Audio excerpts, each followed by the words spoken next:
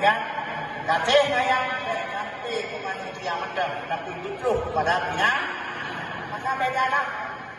Syedaralun, ratusan santri Yayasan Pendidikan Islam atau YPI Ummul Aiman Samalanga Biren selama 2 malam berturut-turut pada Rabu dan Kamis pada tanggal 27 hingga 28 September 2023 melaksanakan zikir dan sholawat menyambut Maulid Nabi Muhammad SAW di Komplek Dayah tersebut Gampong Putoh, Samalanga Biren. Para santri dengan tekun mengikuti zikir, sholawat hingga malam penutupan yang diisi tausiah oleh pimpinan Yayasan Pendidikan Islam atau YPI Dayah Ummul Aiman Samalanga Biren, Tengku Nur Zahri atau Walid Nu. Hanya dalam agama kita bicara untuk kita mencoba.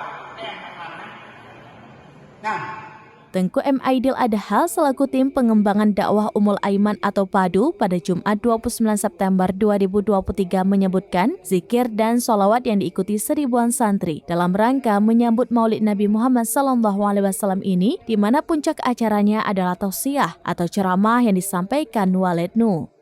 Dalam ceramahnya di hadapan ratusan santri, Walid Nu menjelaskan sifat-sifat baginda Nabi Muhammad SAW yang tercantum di dalam Al-Quran surah At-Taubah ayat 128, yaitu sungguh telah datang kepadamu seorang rasul dari kaummu sendiri, berat terasa olehnya penderitaan yang kamu alami. Dia sangat menginginkan keimanan dan keselamatan bagimu, penyantun dan penyayang terhadap orang-orang yang beriman.